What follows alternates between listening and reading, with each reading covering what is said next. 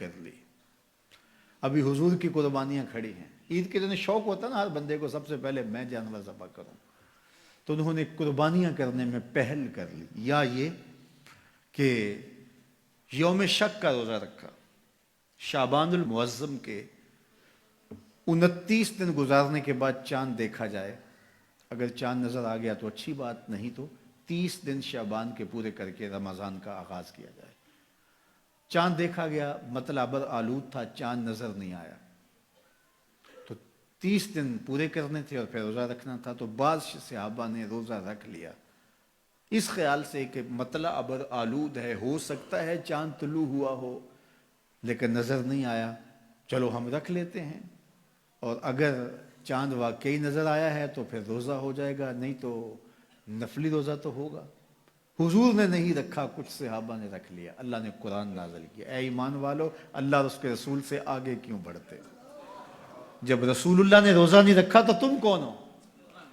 حضور کی قربانیاں کھڑی ہیں, تم ذبح کر رہے ہو اور چاہتے ہو قربانیاں ہو جائیں گی.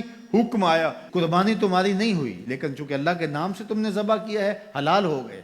یہ جلد بازی کا گوشت ہے جو تم کھا تو سکتے ہو لیکن قربانیاں نہیں ہوئی. دوبارہ لو اور ذبح کرو اس لیے کہ تم نے رسول سے پہل کی ہے. یہ تمہارے روزے نہیں ہوئے اس لیے کہ تم نے رسول سے تقدم اختیار کیا. ایمان والو میرے نبی سے آگے نہ بڑھو. اب انہوں نے روزہ رکھ لیا تھا, کس لیے رکھا تھا؟ اللہ کی رضا نصیب ہو اس لیے رکھا تھا نا. جلدی جانور ذبح کر لیے تھے اس لیے کہ اللہ راضی ہو جائے. حالانکہ ان کے حاشیہ خیال میں بھی نہیں تھا کہ ہم حضور سے کوئی پہل کرنے کی کوشش کر رہے ہیں. یہ اتفاقاً ہو گیا. شوق تھا کہ اللہ کے حضور قربانیاں پیش کر دیں اور اس میں جلدی ہو گئی. شوق تھا کہ چلو اللہ کی عبادت ہو جائے, شک کے دن کا بھی روزہ رکھ لیتے ہیں.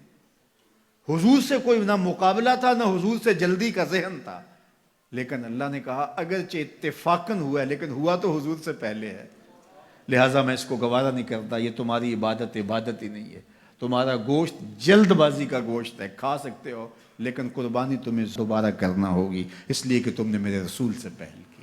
یہ ہے رسول اللہ کا ادب, یہ ہے رسول اللہ کی تعظیم. حدیبیہ کے مقام پر جب صحابہ نے پڑاؤ کیا, عثمان غنی رضی اللہ تعالیٰ عنہ سے فرمایا جاؤ تم جا کے اپنے رشتہ داروں سے کہو ہم لڑائی کے لیے نہیں آئے, ہم تو عمرے کے لیے آئے ہیں.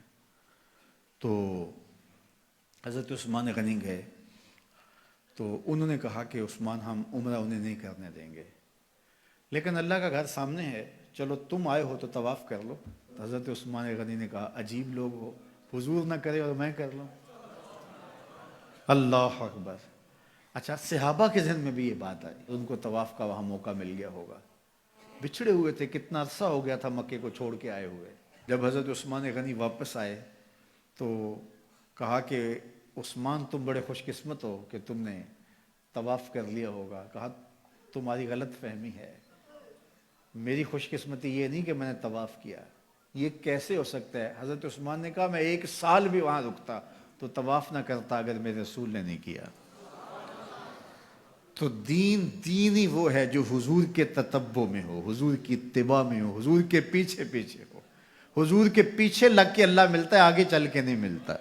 یہ صحابہ مزاج سمجھتے تھے. لا تقدموا بین یدی اللہ و رسولہ.